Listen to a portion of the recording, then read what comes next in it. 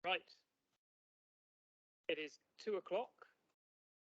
So welcome everyone to the Human Resources Committee of Somerset Council. My name is Theo Butt-Philip. I am Councillor Theo Butt-Philip. I am Chair of the HR Policy HR Committee, and I chair this committee in my capacity as Executive Lead Member, Transformation and Human Resources. This committee has power delegated to it by full council in the area of human resources. The committee meets as and when required and will report as necessary to full council. It is worth noting that the principal functions of the committee are to determine, monitor and review and amend staffing policies and practices to secure best use and development of council staff, including the power to deal with all matters relating to staff terms and conditions. The agenda and papers have been published on the council's website in advance of the meeting. Today's meeting will be run using a hybrid format, with committee members and key officers physically present here at County Hall.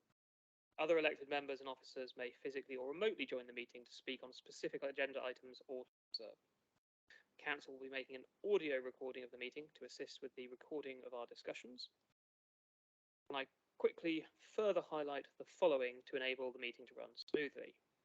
Please only use the chat function for agenda items, this is within Microsoft Teams, or to indicate that you wish to speak, although using the hand up facility would be better, or to indicate a technical problem. Don't imagine that I'm going to be reading the chat function meeting. Not.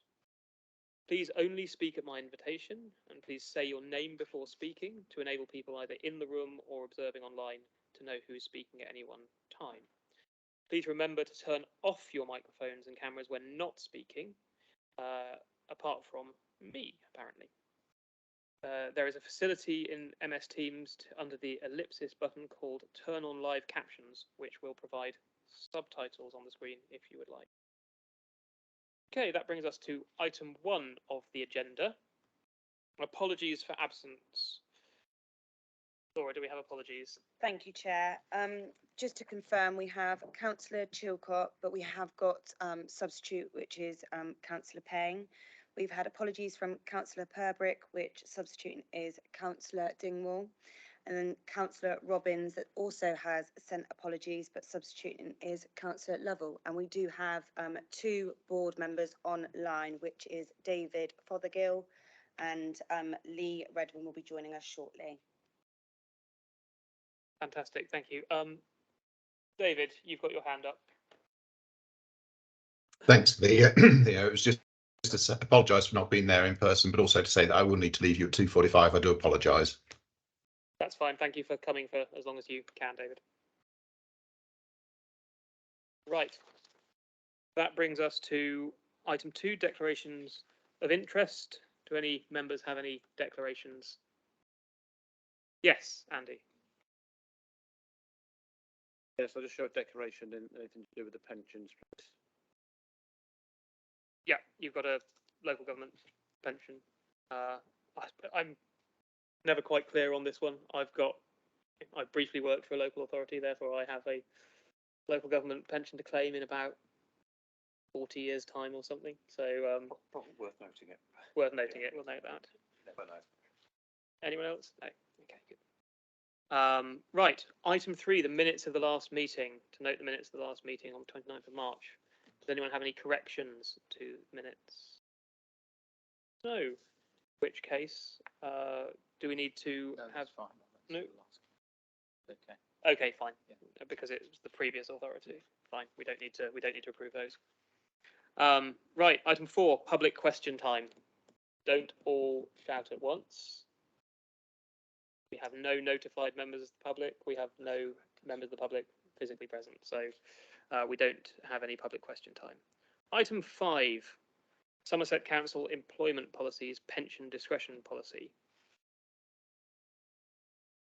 This is a quite important policy we've got to discuss. So I will hand over to Sarah Welland to introduce the item with input from Sari Bryce.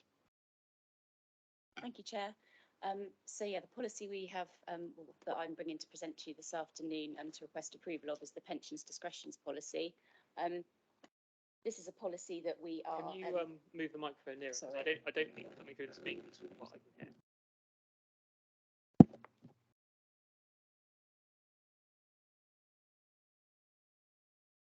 Sorry, I'll start again. So I have the pensions discretions policy this afternoon that we are requesting approval of. So under the local government pension scheme, all employers who participate in the scheme are required to formulate, publish and review a discretions policy. So that's reviewed on an annual basis as well. The local government pension scheme is largely governed by statutory regulations that are set out in legislation. However, as you will have seen, there are a number of discretions that the employer can make to enhance members' benefits, and these are what we set out in our pensions discretions policy. And then on my summary table on page 63, you'll see I've just there's just a bit more information on the points I've just made there. So this policy is largely based on what was the former Somerset County Council policy. Of the 5 former partners, Somerset County Councils was the one that included the greatest number of discretions. There are mandatory discretions that we do have to have a written policy on, and there are a number of non-mandatory discretions that we don't have to have a written policy on, but that we are recommended to have a written policy on, just to make that really clear.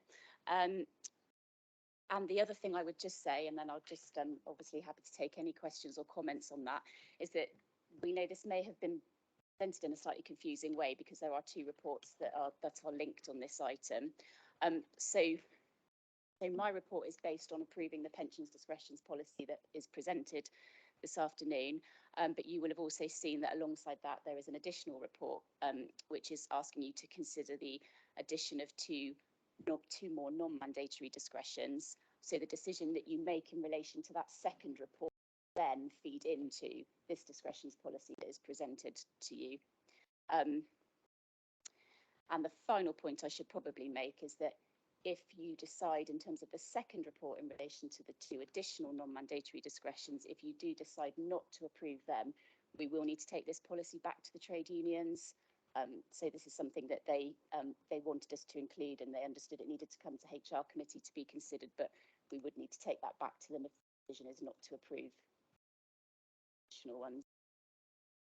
Sorry, I probably haven't explained that very well, but if anybody has any questions, I'm happy to try and answer them for you. Thank you very much, Sarah. Okay. Any questions? Graham. That was just to try to explain how something is both mandatory and discretionary at the same time.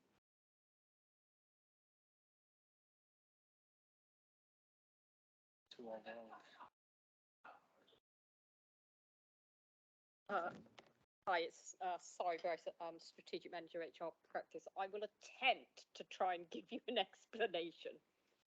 So the local government pension scheme has a number of mandatory discretions. Employers have to make a decision on those mandatory ones, and they're mandated within the regulations. There are a number that are non-mandatory, so you don't have to apply them at all. You could just ignore them. And those there were 8 within. This is where it gets very odd. There were 8 that are non-mandatory that the LGPS advises employers to have a written policy on. It is very confusing because you would have thought those 8 would be in the mandatory ones, and I don't know why they're not.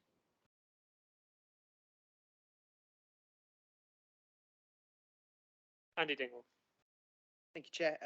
I had a couple of questions, mostly stemming from my not understanding more than anything. The first one, there was on page 22, paragraph 3.2. There's a explanation that South Somerset District Council didn't apply either of these discretionary policies, but we don't know why or when that decision was made. I don't understand how we don't know why or when. If you could kind of elaborate on that a little bit. Hi, sorry again. because those decisions would have been made by that authority back whenever. So we would have had to have gone through all of the minutes of their HR committee or the equivalent in order to establish when they made that decision and what the decision was. We could have done that, but we wouldn't. It would have been like looking for a needle in a haystack, if we're being honest.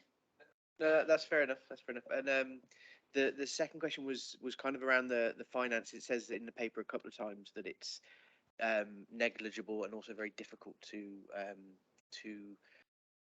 put a figure on.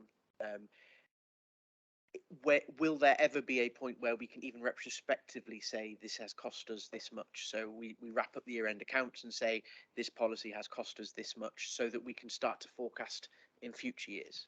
I understand if that won't help this year, but perhaps in future. Sorry, may want to come in on this one. But my view would, based on my understanding of this, would be that I don't think we would be able to in its entirety. It would depend on the discretion, and then it would depend on a request to apply a particular discretion. Just as an example, the most common discretion that we get asked to apply is the one around extending the 12-month time limit for transfer of pension rights when somebody joins us. So in the last financial year, we had 18 requests under that discretion. We approved 9 of them and we rejected 9 of them. So it was a straight 50-50 split.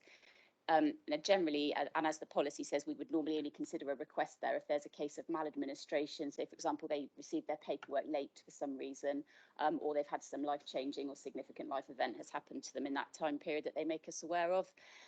And that one, for example, potentially there may not be any cost, but if that person is subsequently in a redundancy or early retirement situation, then of course that's when there could be a cost. But that could happen very quickly. That could happen several years down the line. It could happen not at all. Sari may want to come in there in terms of the 2 additional ones. I was just going to add that also the other bit to that is the cost, if there was a cost, because it would be around the pension strain cost, would be different depending on how many years somebody brought into the scheme. So what we can do, and this is the only thing we can probably do, is we could monitor for the next 12 months how many requests we get and under which of the particular discretions. As Sarah's just said, for some of those, we can't actually attribute costs because they may never materialise it as a cost, but they could do. So we could certainly look at putting in some monitoring around that. I guess my very small concern, given the fact that the paper hints at that we're looking at small. I don't even have a sense of order of magnitude. I don't know whether we're looking at hundreds of pounds, thousands of pounds, or hundreds of thousands of pounds as a potential risk. So I don't know if I can say yes, this is absolutely fine when I know that. I don't know how much we're hanging ourselves in the hook for. So even an order of magnitude would be helpful in helping me make that decision. As Sarah said, I think we've only got the figures for a very small number, and those would only relate to, correct me Sarah if I'm wrong, to county council. We don't have any figures for the districts.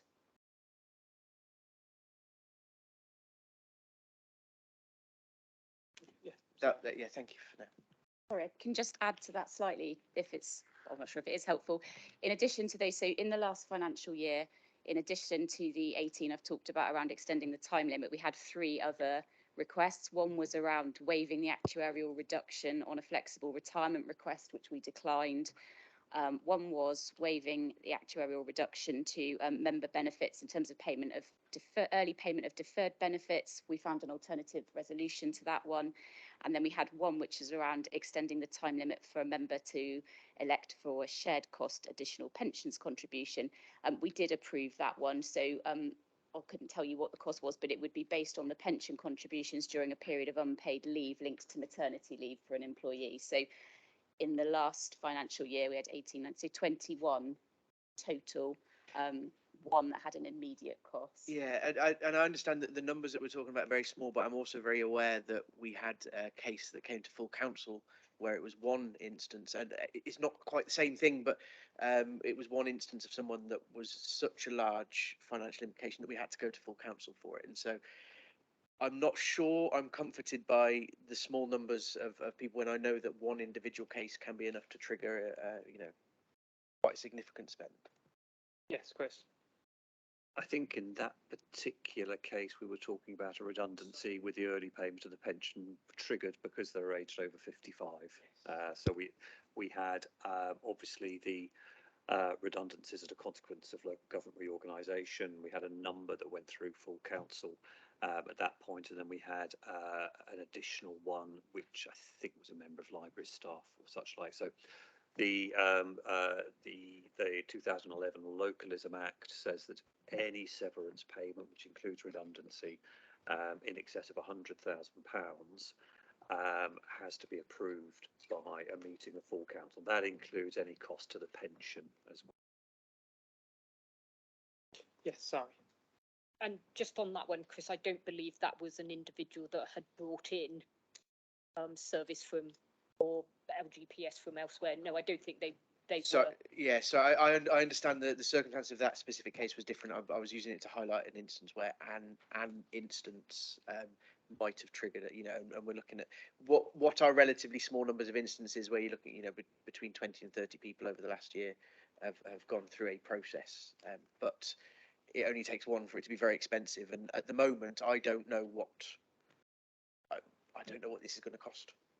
I've no idea even of like I say, might it be £100? Might it be £500,000? I've no idea.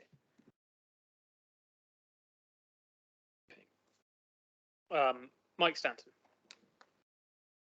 Would you mind if we heard David Fothergill's comment first, Chair? Are you in touch with David? Okay. David. That's very kind of you. Thank you, Mike. I suppose I was just following up on Andy's line of question in there, and it was something interesting. I can't remember if it was Sarah that said it, that said that we do have the figures for the county employees, and I just wondered if you've got some of the figures, if you can just sort of extrapolate out from there, because the number of district staff would be smaller than the number of county staff, I guess, and I just wondered if that would give us an idea. And the second thing, of course, is what we're being asked to do here are variations between all the 5 councils, bringing them together. And I suppose what's sort of best practice in these areas? Is that the recommendations, what you would recommend as being the best practice in the area? So those are the 2 questions, really. Who wants to take that? Chris? I'll take the second part of that, David, and that's just to. You didn't ask the question directly, but this isn't part of a levelling up process. Didn't want to use that phrase, Chris, but I know. So it's certainly not that. So we're not going down the path of pay and benefits harmonisation here. TUPE is TUPE, but there are different regulations and laws surrounding the pension scheme, and we've got to take a decision on whether we grant discretions or whether we withhold them. It's purely on that basis for these ones. And I was just mulling over question about how we cost this as well, and given that a lot of this is kind of based on additional payments or what people might have received had they been in the workplace, perhaps a point to note here as well of the equalities implications, which I think, Sarah, you do bring through in the report as well, and this could be related to long-term sickness absence, maternity and such like. So that's kind of why we're quite keen to get the kind of level playing field on this as well. Okay, back to Mike Stanton, I think. Thank you. David's first question was, can we extrapolate across the? Yes. David, perhaps I didn't explain that very well, but the only figures that we have are the county council ones, we would have to see whether the districts held any data on theirs. So I'm not sure. So there's nothing for us to extrapolate from within the figures that we already have. Those purely relate to requests that were made within the county council prior to vesting day.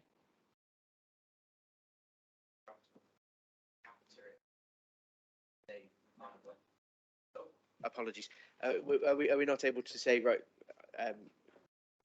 like David said, extrapolate it out and say, we've now got X number more employees. This is how much we did have. Let's multiply it by that number and work it out, just to give us a ballpark figure. So It would be a very rudimentary way of doing it, but I mean, bearing in mind that 3 of them, there was only a single applicant for 3 of the discretions. So you could say, well, arguably, given that it's about 1,500 further or additional employees that are now part of the merge, 1,500 plus the 3,500 that we already had in terms of county council. So on that basis, the ones will become zeros, arguably, if you applied a percentage. The 18, probably you're in single figures. You're down to 5, probably. So a total of 23 for that one discretion, which was the 12-month one. Which 50% were approved. So so that gives you about 11 and a half. Okay, Mike Stand. Yeah, I noticed Councillor Evan wants to speak, so his comment will be useful to hear too. Yeah, despite over 50 years in HR, I've never actually taken a great deal of interest in pension schemes. In fact, to be honest, I've avoided it. But I've been trying to get my head around this, as Andy has, and I'm right in understanding that it's discretion too, really, which is the one that potentially has some cost in it. It only applies to people who joined any of the councils before 2006. Is that right? If I've read it. Bear with us whilst we just need to look at discretion too.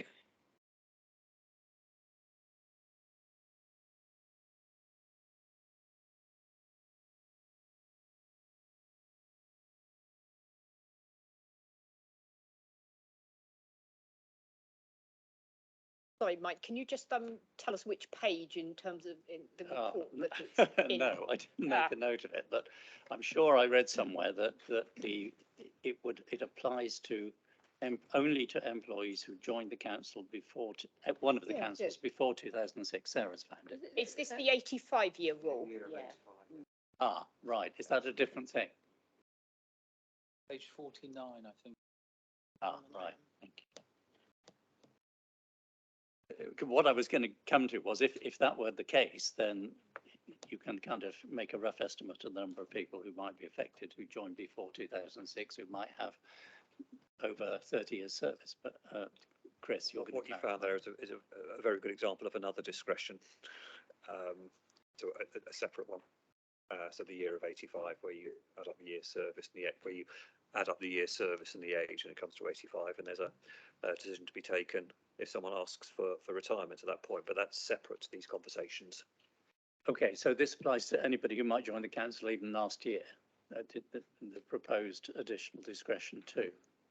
In which case, yes, I think I share Andy's concerns about the potential. Yes, so that is the discretion that was in, I believe, well, it would have been in every authority's discretions policy.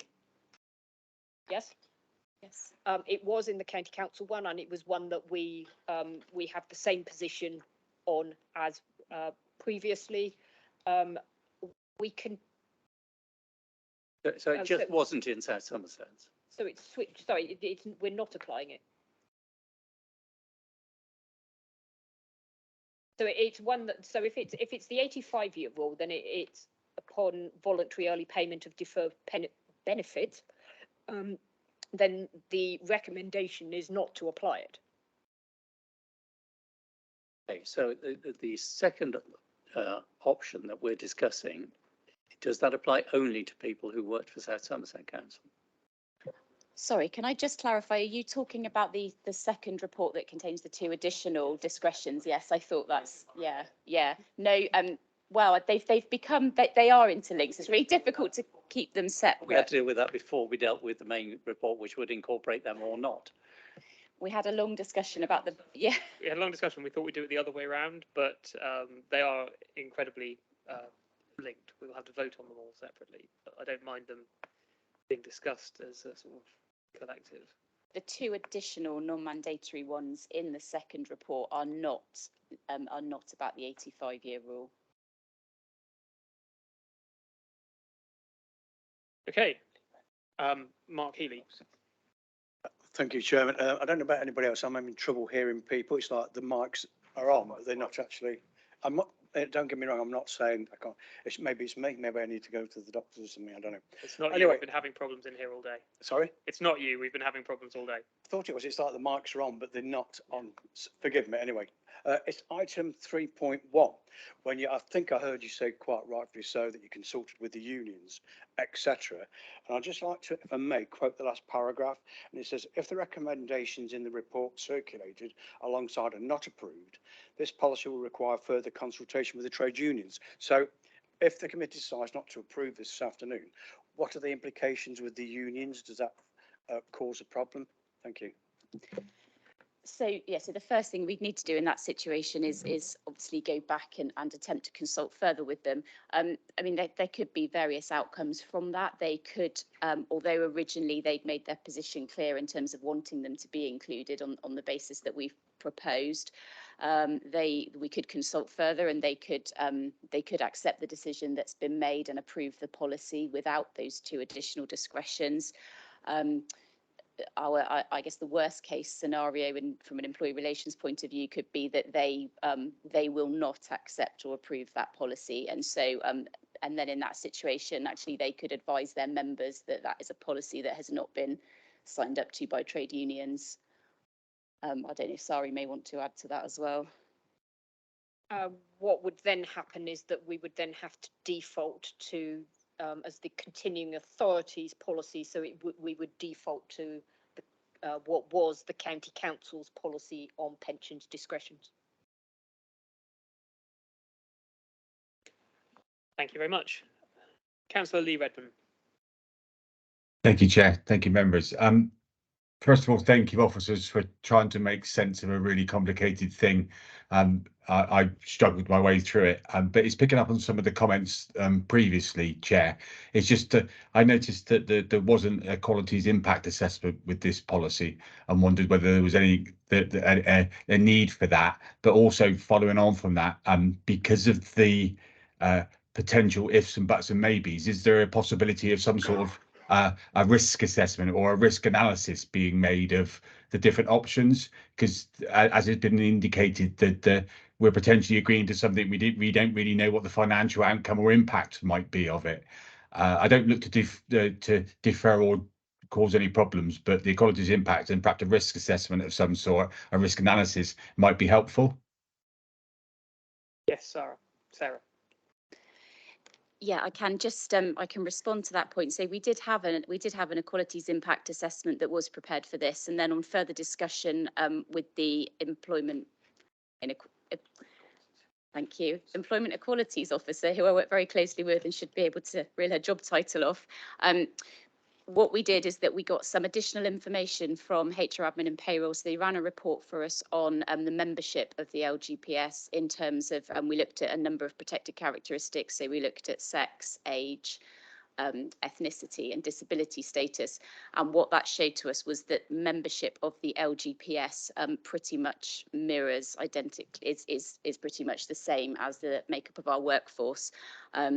We acknowledge within that there may be certain groups who, for perhaps continuing to pay contributions, may be at higher risk. So, for example, people, low-income households and families, perhaps people with disabilities or a lot of sickness. So, in terms of mitigation, what the conversation that she and I had around there was that the scheme does offer a 50-50 membership. So you can reduce your contributions to 50%, but that still protects your benefits in terms of an ill health retirement. So So yes, so we have looked at the equalities.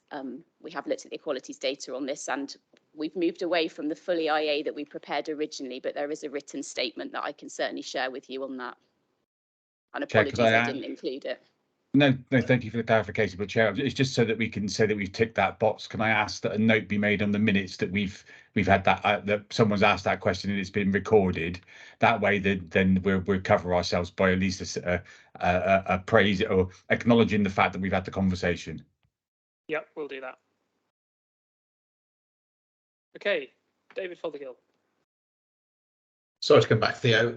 So in another role that I have, we are currently looking at a buyout for a pension scheme that I'm trustee of, and we're having to actually crystallise all our discretions, including when you lose your benefits because you haven't applied within 8 years and things like that. So the rules are very clear before we hand it over to an insurance company to run out the pension scheme. And I think the bit what we're struggling with here is the clarity of what does that cost. And I think, if somebody could say what we're being asked to agree here is just a few thousand, I don't know, 10,000, then we're probably spending more money debating it than we would by implementing it. But I just feel uncomfortable if somebody comes back and says, no, actually, you've just committed the authority to 100,000 every year for the next 30 years. It just seems we've got no benchmark whatsoever to make those discretionary calls at the moment. I feel uncomfortable with that. Okay. Yeah, about this. Chris. If we have got the figures to hand, have we, or an estimate? And it's incredibly hard to forecast because we are looking at staff who are in receipt of additional regular payments or lump sum payments, and then we would have to go back, wouldn't we, and look at. Oh, sorry. Sorry, the question I was just going to ask is whether actually what you're looking for is for us to cost every discretion, because obviously there's the potential that every discretion may have a monetary value, or are you only looking for us to? Sorry, I'm not sure what you're asking us to cost. I can see two hands, so hopefully they may be able to assist in that. Andy Dingwall. Thank you. So from my point of view, I'm looking initially for that order of magnitude as to these discretions that you're looking for us to sign off. How many zeros appear in that figure? Now, if you come back and say, as David said, we're on the hook for £100,000 a year for the next 30 years, then my next question would be, actually, we need a bit more detail in that because that's an awful lot of money. If it's £1,000 or £10,000, then actually I don't need the granular level detail. It's a good discretion from an employee relations point of view. I completely see the value of it, and it's probably one of those things that's the right thing to do. But until we know how many zeros are at the end of the number, I don't feel comfortable. I'm going to go over to Graham Oakes now, and then I'll come back to. Thank you, Chair. I mean, I think this is one of those situations when I can understand people wanting to know the costs, and the whole pension situation is. I'm always happy to challenge an officer, but when you ask them to answer a question that's actually can either result, or mostly result in them actually having to retire through ill health because they'll have lost their mind doing the maths. This is a we're faced with a series of funds. They've got a series of mandatory and non-mandatory discretions. And whichever mix you come of that, the maths come differently. And we're kind of being asked to what if, and it's a crazy enough situation as is, without adding in a what if. And I think, unfortunately, the answer to your question is that in 50 to 60 years' time, we will clearly be able to answer your question, even though most of us are dead. It is not actually one of those feasible ones, because any change you make to it changes the number. It's like the old standard spending assessment that councils were funded by. When you change one bit, you get unintended consequences. And I think with this, the problem is that it's multifaceted. And what seems to have come forward as a result of the consultation is a fair and reasonable way forward. and that actually it's not actually possible until events occur in the future that we don't know what they are yet to actually project the cost on it. I could be wrong, but I think I understand the need to know, but I'm not sure without it getting in. And once you start asking any officer who's dealing with numbers to get into the kind of guesswork, they become uncomfortable and don't want to do that. I don't think you can get a number from this. I'm happy in 40 years' time to be proved wrong. Mike Stanton. Thank you, Chair. The only costing I'm concerned about is discretion 2. As far as I can see, that's the only significant additional one with a risk attached to it. And as I understand the paper and what the officers said, if we don't decide, that just as a continuing authority, the Somerset County Council practice just continues. My feeling is that we maybe ought to defer this to the next meeting so that for the next few months, the county council policy would continue. And if I wouldn't ask the officers to put all that time in and go mad trying to produce a costing, but some kind of rough idea, I think we need. Councillor Healy. Yeah, thank you, Chairman. I actually agree with you, Mike. No disrespect meant to the officers. Yes, you all work hard, and I can see it would vex you somewhat, but I don't particularly feel comfortable myself. It's a leap of faith. If we look at the executive yesterday, you look at the strike that's looming with Suez, people are talking £1.2 million extra there. You're talking, what are we spending here? We've got a duty of care to the general public as well. So I second what you just said, Mike. Thank you. Councillor Wakefield. Well, I quite like what the report says about this. It does actually deal with it, and it says it's difficult to estimate the cost of applying this discretion. Is it impossible to report on those that discretion might affect? And it says that the assumption is that it wouldn't be great, and that some of the people to whom this would apply may have other reasons why it's a good thing to have this extra amount. I'm happy with it. Chris. Just, I was going to make exactly that same point. So 4.5 and 5.6. You know, these things have been considered. They haven't been airbrushed away or ignored. It's just simply extremely difficult to get a sense of the costs. I just wondered if we've said in those paragraphs the assumption is monetary costs would not be great. It's what the assumption is based on. Any sense of that?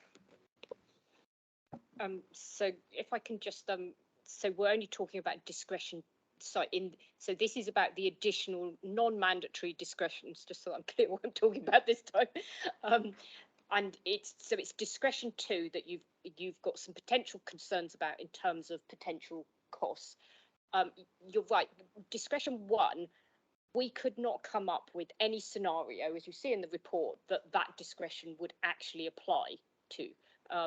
Discretion 2, yes, there could be some circumstances, but we believe they would be fairly limited where that might apply. And the reason why I say that's fairly limited is because we probably have fewer service areas and staff that would actually receive regular additional payments in terms of overtime, additional hours, bank holiday or social hours, because we don't have the 24/7 services that we used to have. Now, we do have obviously some district services where we've probably increased some numbers in that. So I mean, there were two options. One of your options is to say, well, you wouldn't actually apply that discretion, which then removes all the costs. So that's one option for you to consider. Thinking how we could look at figures. I mean, I suppose that what we could do is we may be able to, but I'd need to go away and ask some people in terms of whether we could do this. Actually look at how many people that are members of LGPS that have those sorts of regular payments as a percentage of our workforce. We might be able to do that. Don't know whether that would assist. Yeah, Mike? Yeah, I think that's a good suggestion. I mean, looking at 5.1 and 5.2, we're only talking about a situation, you know, where somebody has, for instance, been long-term sick and therefore hasn't been earning for the previous 3 months the amount that they normally would expect their pension to be based on. So it probably is a quite small number of people and amount of money, but that's what you're saying in effect, sorry, is that the pension fund scheme itself might have statistics of how often this has been applied in other councils. Is that what you're saying? No, what I'm saying is that we could do some analysis from within our own payroll based on our current workforce in terms of how, sorry, and I need to check that we can do this. Sorry, I'm not an expert in terms of what reports we can run. So looking at the staff that are members of LGPS and how many of, or what percentage of that workforce you could see regularly claim for overtime, bank holiday hours and social hours. So we probably could run that report, which might give you a bit of an indicator. Sorry to keep going back. I mean, I've got to say my instinct is that this is probably okay. You know, the trade unions generally know what they're talking about. I should mention that I'm many years ago, 50 years ago, I was a NALGO officer for a bit. It's probably too long ago to be an interest to declare, but they seemed a fairly sensible trade union. So, you know, I don't have discomfort or suspicion about it. It's just that I think I would feel more comfortable, and I think others would, if we deferred this to the next meeting and just had a bit more information. I think the question we have to ask is how likely are we to be in a better position at the next meeting than we are now? How much more information we're actually going to be able to put together to inform our decision? I think we can ask the questions from our HR administration and payroll team that Sari has just mentioned, and we could ask South West councils if they have a view from their members as to what happens with these discretions as well. I think the reports would need to come back as they stand, and we could just do an attachment on that with any information that we glean. Okay, Graham. It was a question really of just checking where we were, and if I missed it in the report, I apologise. That we've gone from 5 schemes. Today, are we operating under the county policy? So it's quite possible that members of staff may be losing out today in some areas. They're not big scary numbers, but it's possible they could be. Hence the reason we're considering this for the benefit of our staff going forward, that if we defer this decision for 3 months, 4 months, whatever it would be, there is a potential that there could be a loser, 2 losers. But whilst, you know, numbers do matter, individuals and humans matter to me. So I'm more of the opinion that I think that a lot of time and effort's been put on this, and I would like the officers been able to turn around and say, well, this is an £82,000 decision or whatever. I'm not sure in 3 months' time you will actually have that, not in a way that could sustain if Councillor Dingwall really went after it. I think might find that it just isn't an arguable point. So my view would be better on just agreeing what we have in front of us, because I do think that an awful lot of time and effort and the input by the trade unions has been there. Councillor Liz Lowshon. Thank you, Chair. My memory pre-vesting day is a bit scratchy at times, but I do recall we had a case when I was lead member. Not saying it's exactly the same as this case, but I remember the case came to me as lead member and Chris as director of HR then, I think we called it then, rather than service director for workforce. We spent a great deal of time on that one case, exploring all of the options for the one person. And we were looking at benefit both to the human being and to the council. So if this is the same situation where you're not looking at something simply being agreed today and wave through whatever the circumstances, the one thing I can assure you of is some real care taken in every single case as an individual case.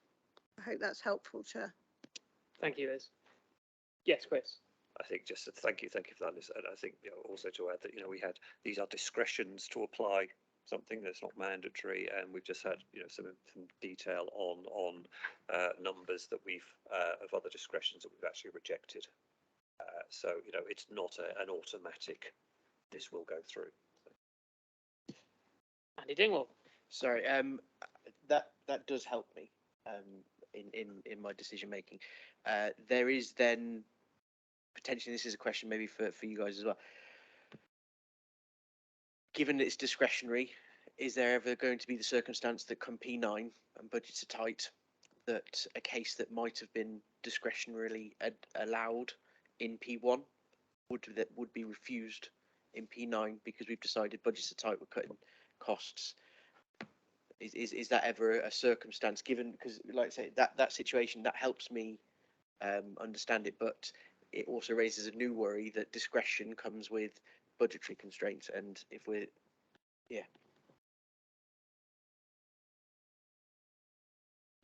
that's a really difficult one to answer. I mean, we deal with these things on a case by case basis, and factor in so many different things, and as Liz put so well, these are and obviously these are people at the end of the day that we're dealing with. I want to do as well as we can by them, but by the council as well. So we're always weighing up the impact on the individual and the impact on the council as well. I guess I'm trying to find out whether the impact on the council changes throughout the budgetary year, or your view of the impact on the council changes throughout the budgetary year. I'm not sure I can answer that actually at the moment. I think we because we deal with it on a case by case basis. It doesn't mean I'm less likely to grant something in February when it comes to budget setting and everything else than I would be when new budgets arrive in April. Yeah. Really difficult one to answer. Okay. Okay. It might be an unfair question. Sarah.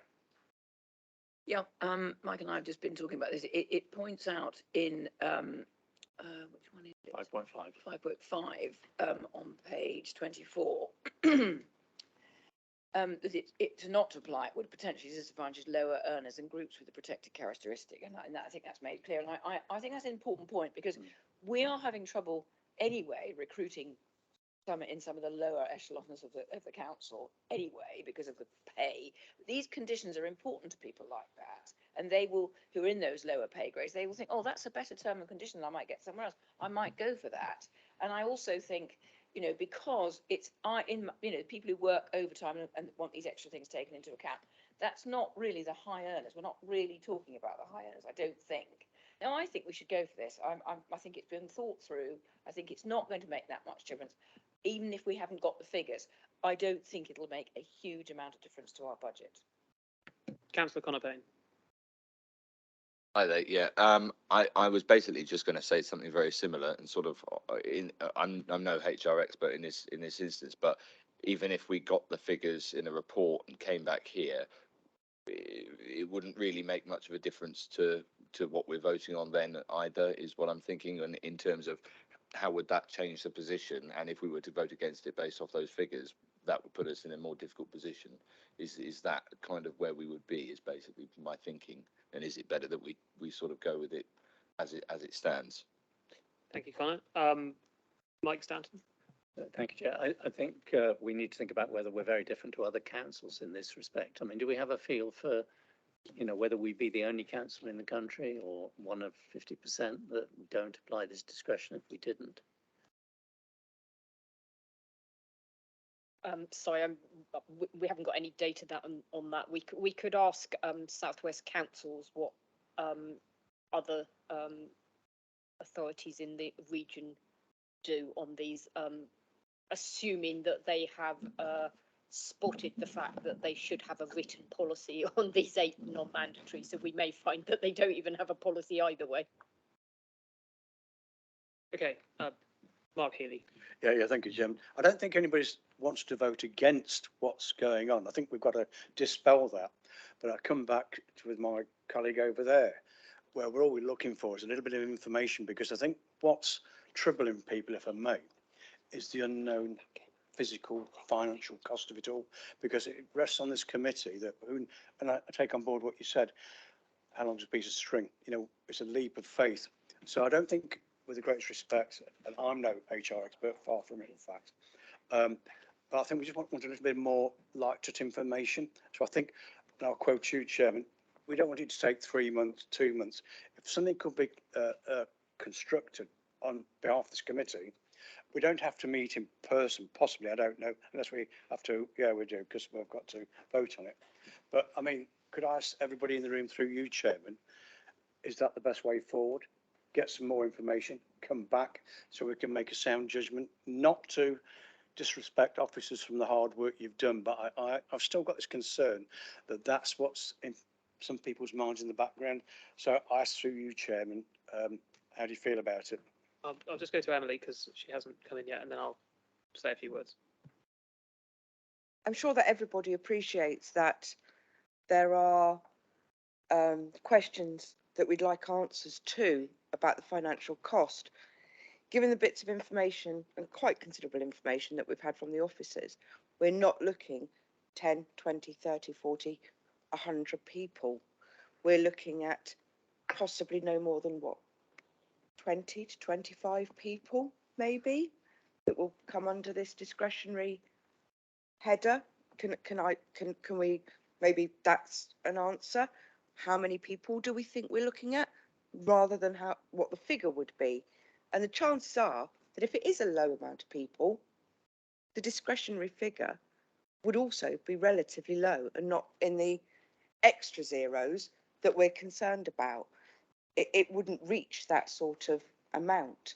And I think we need to consider the amount of people over the financial implication, because that is probably a more unknowable answer than the possibilities of the amount of people that may end up underneath this. Thank you, Emily. Connor, you want to come back? Yeah, just a quick one. When it comes to that kind of, when we're talking about financial, is there a way that we can have minimum projected and maximum projected in terms of sort of a wide, yeah, that's.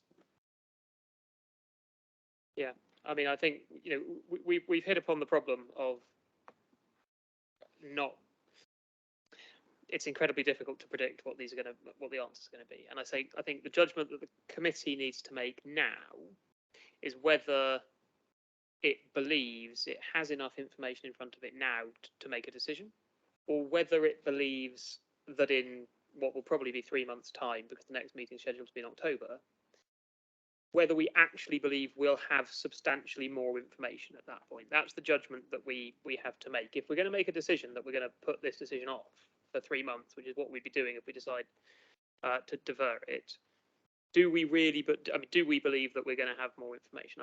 My view is that I'm not sure we're going to be in a much more solid position to make that judgment, having done that, you know, having asked the officers to go away and do some work. But that's the decision we've got to make. And I think if we think we are going to be in a substantially more informed position, then maybe that's the right decision. But if not, then it's just kicking the can down the road for no real benefit. Sarah.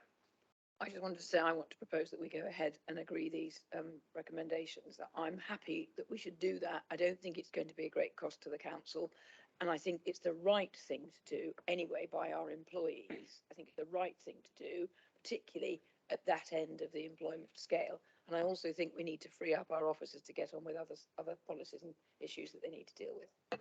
Okay, well, that's a proposal. Does it seconded by Councillor Oakes? Okay. We've had a long discussion, so I think I'm going to take a vote on that proposal as we stand. All those in favour of the proposal that we... Hang on. Can I clarify that you are proposing that we adopt all of this en bloc? Yes, all of this en bloc. Seconded by Councillor Oakes. Okay. All those in favour? All those against? Abstentions? That is clearly carried. Thank you all very much. Right, that brings us on to item 6. Well, thank you very much for your very, very thorough consideration of that matter, everyone. That was quite the discussion, and thank you very much to the officers for their forbearance. Item 6, update on HR matters. So that's over to Chris Squire, Service Director Workforce, to update us on the people work stream. Thank you, Chair. So thank you, everyone, for that debate. I understand the difficulties and judgment required when we're considering that. So this was gone on a little bit further than I wanted it to. First slide. It is the first slide. Thanks. I should have had you driving this, shouldn't I? So colleagues who have been on this committee who were on this committee through the local government reorganisation process recall we gave monthly updates. We had monthly meetings because of the amount of policy work coming through. We also gave updates on what was happening with the workforce during that period, and it's something we'd like to continue as well. Just kind of give some shape and colour to the work we do with the composition of the council. And I think it's fair to say this is of vital importance at the moment. Anybody who has been through mergers and acquisitions and such like in their working careers will understand it's sort of quite a vulnerable time for a workforce. It's also a time of opportunity as well. But we've brought together 5 organisations which in any standard world in a merger is quite a large undertaking. So colleagues who've got the private sector experience might appreciate this. So we are dealing with something quite exceptional here, I think. So I'm just going to give you a little update in terms of where we are with the people work stream that we had up until vesting day, and what's happening with that now, and also some of the programs of work we've got going on and are developing. So there's a live conversation being reported there, myself and the programme management team. So this is to discuss the shape of the people work stream and our projects going forward as well. I'm really happy to take observations inside this meeting and outside as well, if you'd like any further information. The likely areas that we're going to be focusing on are cultures and behaviours, so the culture of the new organisation. I'll come on to that in the work we're doing. Restructuring and establishment, and again I'll cover that in more detail. The Dynamics programme, so as you know, we're in the process of implementing Dynamics for Finance, and that's ongoing right now. So the next phase of that is what happens with the HR modules of Dynamics, but also a new payroll system as well. We currently run a fairly old version of SAP, and that license is due to expire, or that contract is due to expire fairly shortly. So fairly shortly in payroll implementation timescales, by the way. I don't mean in a couple of months' time. So we're considering that right now. Health and safety, organisational development, policy, pay and grading. Again, I'll come on to that because I think given the conversation we've just had, you'll want to be briefed pretty regularly on what's going on there. And then also be a programme of work around how we bring on board new starters and how we treat our leavers as well. So I think some important lessons in the past few months on that. Okay. Neil, are you driving this, or is it me? Yes, I am. You are. Yes. Okay, so the culture and behaviours. You will hopefully have read about the values workshops that we've got around the county at the moment, so the kind of culture and values. And this is something that Duncan is, as Chief Executive, and sort of relatively new Chief Executive, is incredibly keen on. So it's exploring culture with staff, their experience of culture, what they want to see in a new organisation. And then also from there determining the values, the kind of staff values for the new council as well. So those started a couple of weeks ago. I ran a workshop yesterday, which was a lot of fun. We are getting some interesting messages coming from staff, broadly speaking, positive, cautiously so. Again, post-merger, quite typical of that. There are some, we had a workshop recently where the experience has not been good. We're putting in place some support for those members of staff.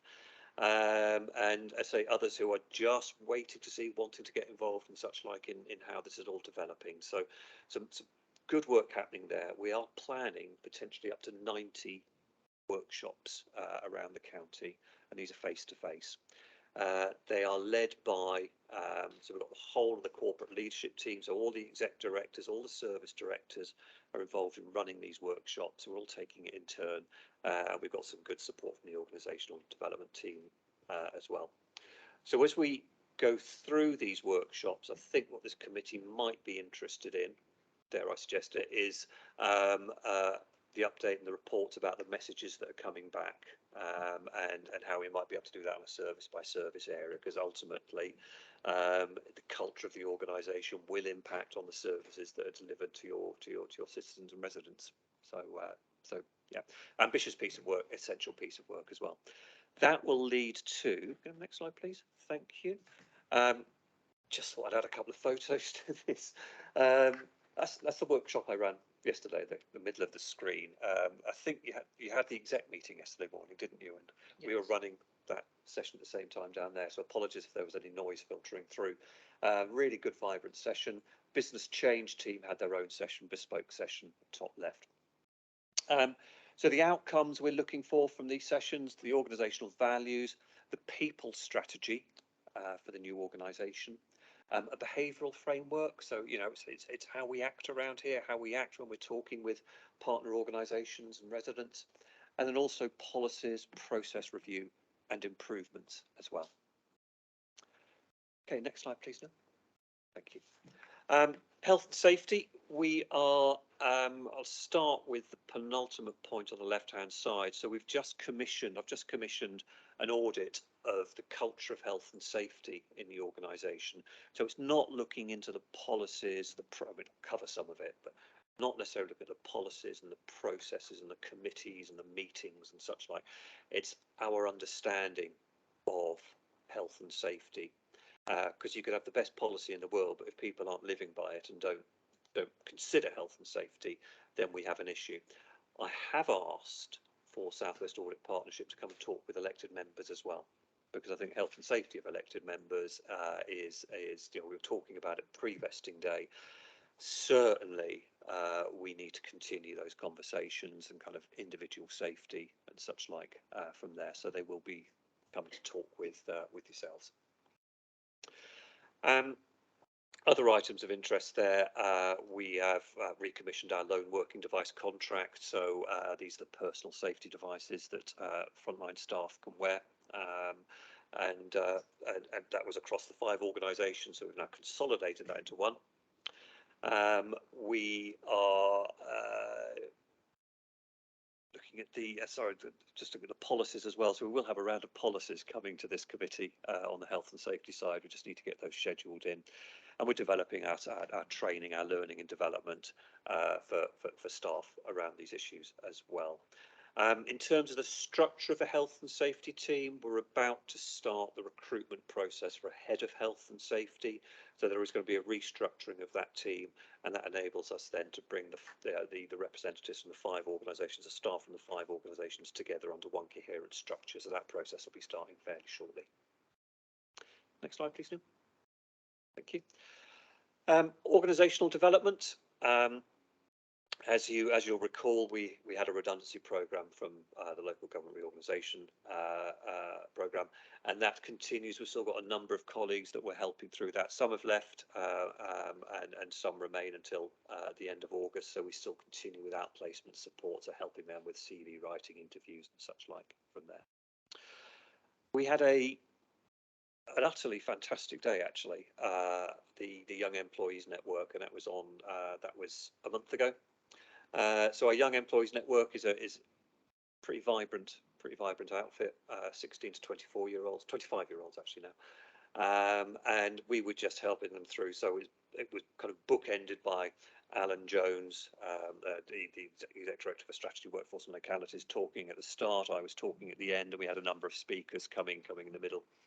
and just talking them through careers, career development, what to be looking out for, hints, tips and tricks and such like. So we'll have that as a regular one. Not on here, but also of huge relevance to this group is a conference we had the previous month, so in May, and that's for our Black and minority ethnic staff as well, what we call the RISE group, and again that was super.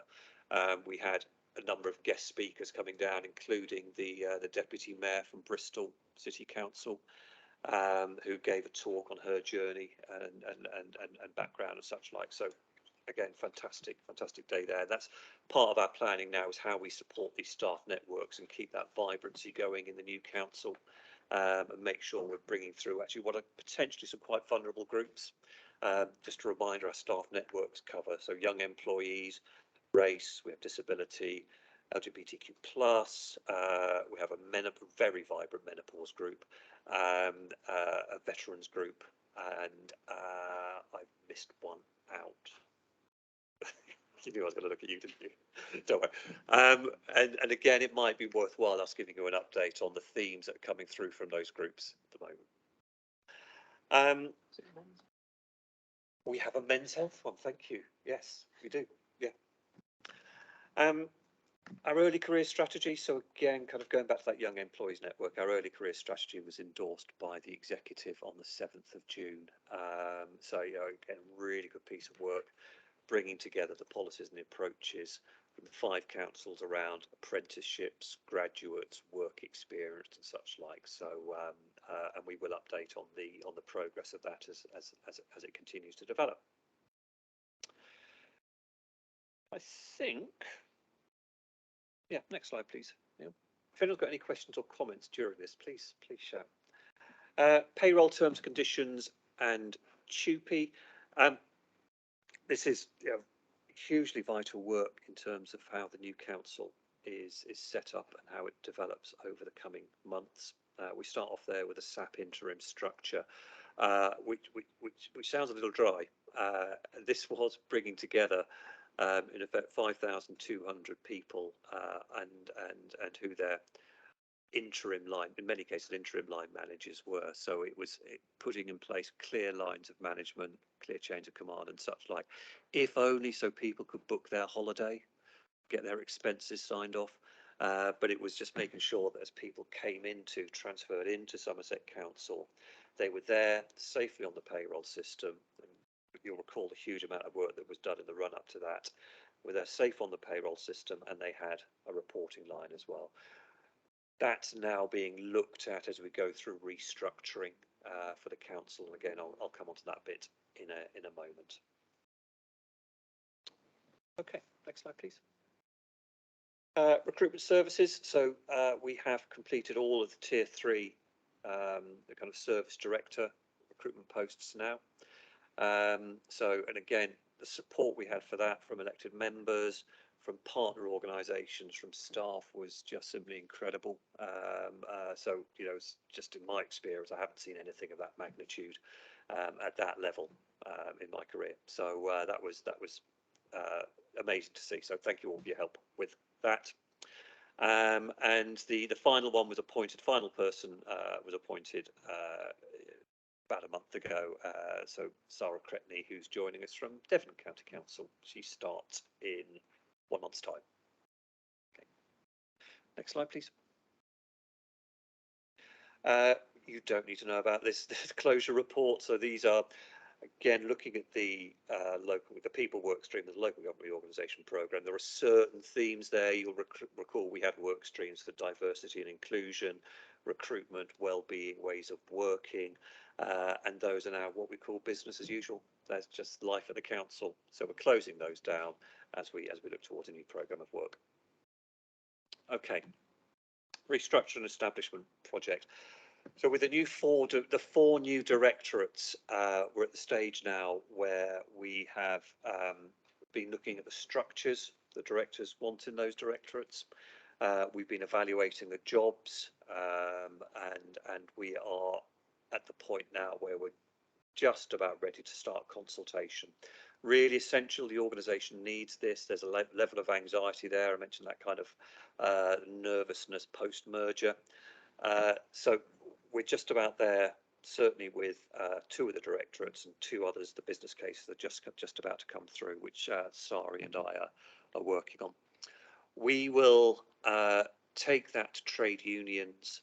The plan is to take that to trade unions on Wednesday next week, following a stop-go decision by the change board. So the change board comprising Duncan and the exec directors. That'll be on the Tuesday. When that happens, we'll be entering a 45-day consultation period with staff, because there will be post closures coming out of this, and there will be some people who will lose jobs as a result of this. 45 days, for those who know their employment law, refers to the potential for in excess of 100 posts being closed, and that's in a defined period of time. We're also mindful that we're closing Dillington House during that time as well, and that's 30 odd redundancies as well, so that kind of adds to the total, so being mindful of that. So we're playing it cautiously, 45 days, and that'll enable us to get the feedback from staff. That means we can then start recruitment process, such like in the autumn time there.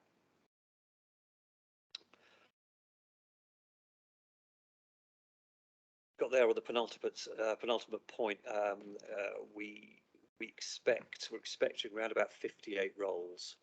Sorry, we have 58 roles, around about 58 is quite a precise number.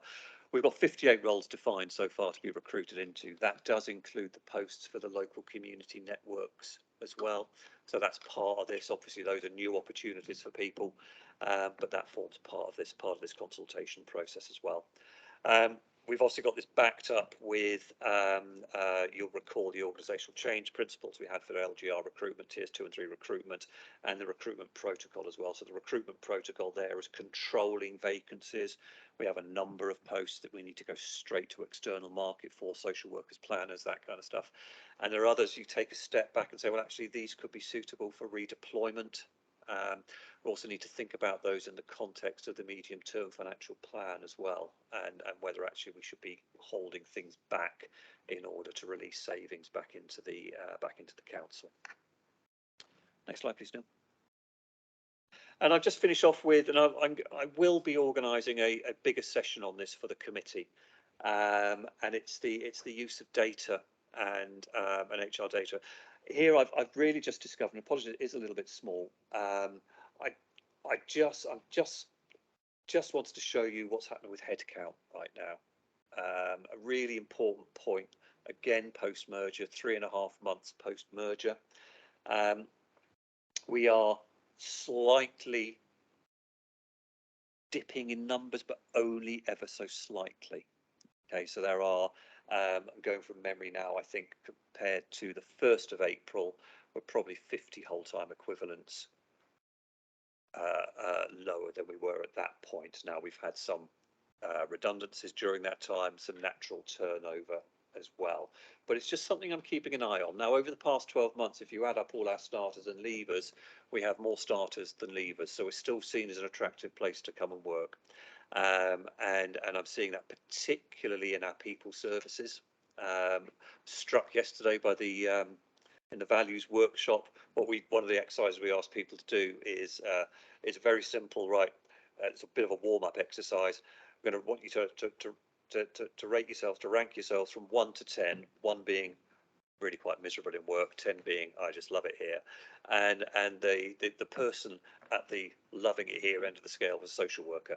So you know, so people services in general are doing pretty well. That we are seen as an attractive place, and certainly in terms of our peer local authorities in the southwest, we're doing pretty well. But it's just something we're keeping an eye on, is the headcount figure, the turnover. So what's happening with staff leaving, where they're going from, and then playing into that levels of sickness, absence, and the categories within that. So things, stress, psychological disorders, anxiety, and such like. So by the time we come to the next scheduled session of this committee, which I know is scheduled for 3 months' time, we will have a much richer report for you with the analysis that I think will give you a much better flavour of what's going on.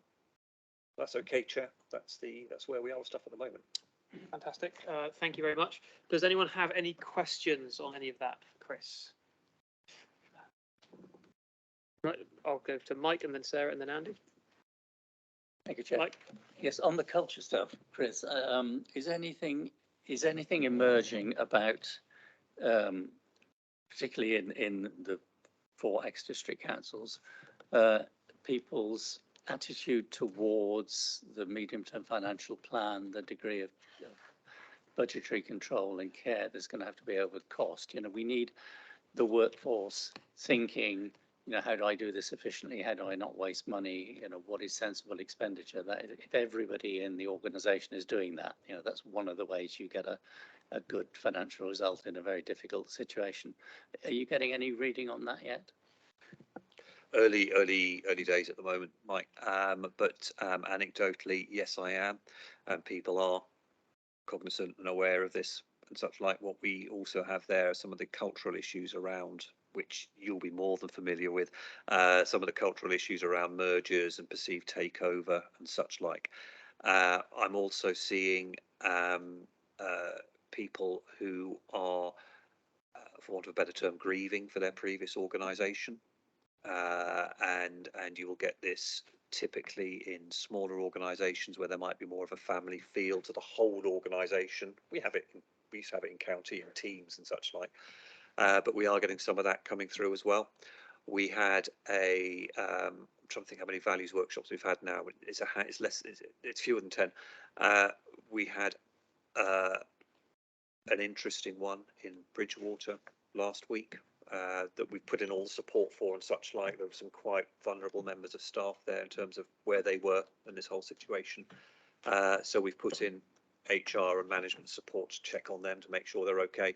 But there were new starters in that room as well, and who were really happy with stuff.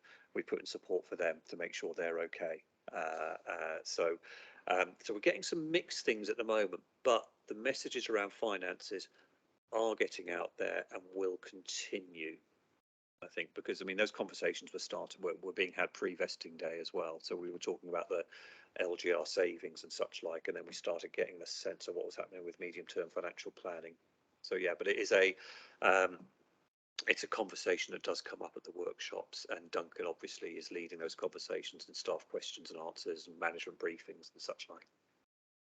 Okay. Sarah? I apologise if you said this and I missed it. Do you have any can you tell us where we've got to? Because we know we did the tier 3 and I think you're on to tier 4. How far have you got going down the organisation, and when will we be able to see a structure plan showing who's doing what? It's a shame this committee is today and perhaps not in a couple of weeks' time.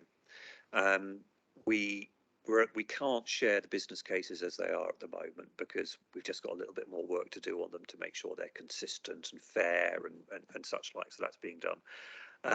But with the ambition is to take to trade unions next Wednesday, as I mentioned, which will show the planned posts that we're appointing to and recruiting to, and the structures that they're being applied to. Tier 4 is it's a term I'm trying to avoid actually, because I know we're not going really down layer by layer. So you've got some who are looking at that next layer down, that kind of heads of service, for want of a better term. You've got others who are doing kind of whole team restructures as well, because that works for them. So there are different approaches being taken depending on the service and the directorate as well. So where we go from here, once we've got the heads of service in, if we take it at that level, they will then look to their teams in terms of the efficiency of the operation and how services are being delivered. But also then we need to play in MTFP considerations as well. So there's quite a lot for them to think through. So the organisation will have that sense of, excluding our people services from this because they're doing their own stuff, the organisation will have that sense of how the new directors are shaping up, and people will be able to see more clearly what their post is and what their role is within the new teams. And then as we get into the autumn time, we start appointing to those posts, then we can start looking at what the teams are looking like. You're saying that we won't really have the whole thing sorted out until the end of this current budget year? I will be honest, a merger of this magnitude, culturally, structurally, financially, and everything else, processes, would take 2 to 3 years to get right. I think we will be having a series of consultations and such like going on in different parts of the council during that time. I would like to think that we have most teams sorted by the end of the financial year, at least knowing what they're looking like and what those processes are as well. But we do need to move at pace because of the medium-term financial plan. Councillor Dingwall. Thank you very much. I thought it was a brilliant update. I think there's really cool stuff going on. I'm a big fan of culture workshops generally. My question there was, and you may have covered it and it may have just slipped through my ears. Those culture workshops, how are they cast? So the people attending them, are you crossing borders and bringing different Mendip and South Somerset people together in the same group? My second question was much more tactical. You hinted at the LCN officers recruitment. I've got my next one next Wednesday, and I know it's going to be a question there. How far along in the process are, if there's 9 to recruit, how many are in post at the moment, and when can we hope for the rest? First of all, thank you for the kind comments on culture workshops, and I would say you wait till I tell you about the workshops we're planning for artificial intelligence. That's so it's an open invitation to staff. They book themselves onto sessions, but what that does mean, I think, is if you worked out of County Hall, you'll come to a County Hall session. So the workshop I ran yesterday had 25 to 30 people in it. There was one from Somerset Western Taunton. It was fantastic, actually contributed brilliantly, but that's the makeup there. If you're in Bridgewater, you're very likely to have a big majority of Sedgemoor staff there, but then we have county colleagues who are in the building as well. Same for South Somerset and Mendip. But I think people are sticking to their base locations. Is that something you're minded to work on over the next? I think you referred to kind of that family feel, bringing those cultures across some more. Yeah, and it's not. This isn't the be all and end all of the workshops, cultural workshops, because it would be a tragedy, I think, if we did this round and stopped, because that in itself then is a mark of culture, isn't it? So we would be planning, certainly I'm starting to plan how we go back out to staff in the autumn time to play back to them what they've been telling us, what that means for people, strategy, programs of work and such like. That's not answering your question though about mixing them up at all. We do an awful lot of that with our networks, but I think possibly there's more we can do, but I think we'll be using Teams for a lot of that stuff because of the travel implications are absolutely huge in this county. So yeah. In terms of LCNs, I can't answer your question at the moment. I don't know. Do you want me to try and find you an answer? That would be great, because I know it will come up next week, and it'd be great if we could have an answer. Okay, go note of that. Thank you. Share that with everyone. I know that would be appreciated. Yeah, do that. Liz. Thank you, Chair.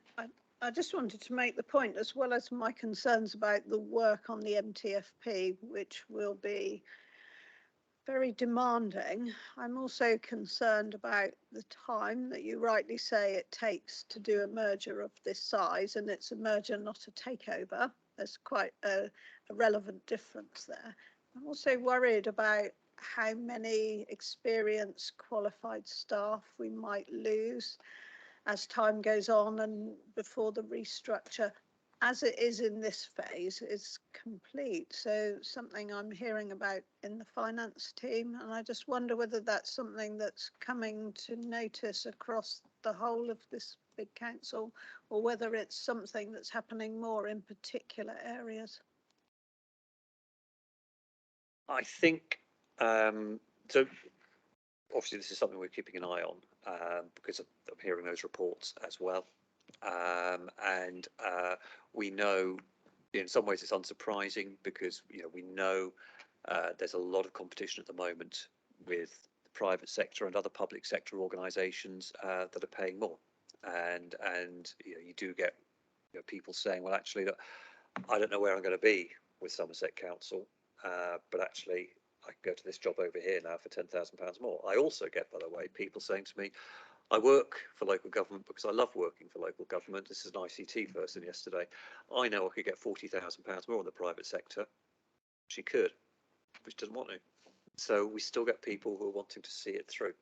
What we need, Liz, are directors and managers to be out there, visible, talking with their staff, listening, and helping them through this process as well. It's inevitable we'll get some churn. It's what happens, but we'll also attract people in as well, because this is a really attractive time for some people to join an organisation where you get to make an impression right at the start. So, you know, there's a mixture there, but I am, in answer to your question, yeah, I'm seeing a couple of vulnerabilities in a couple of teams, yeah.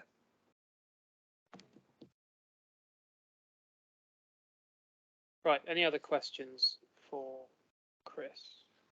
Graham? Having been involved in a takeover with a business, I've absolutely no idea how you actually create new cultures and values for a new organisation involving 5 groups of people. I'm just not sure how the heck you get there.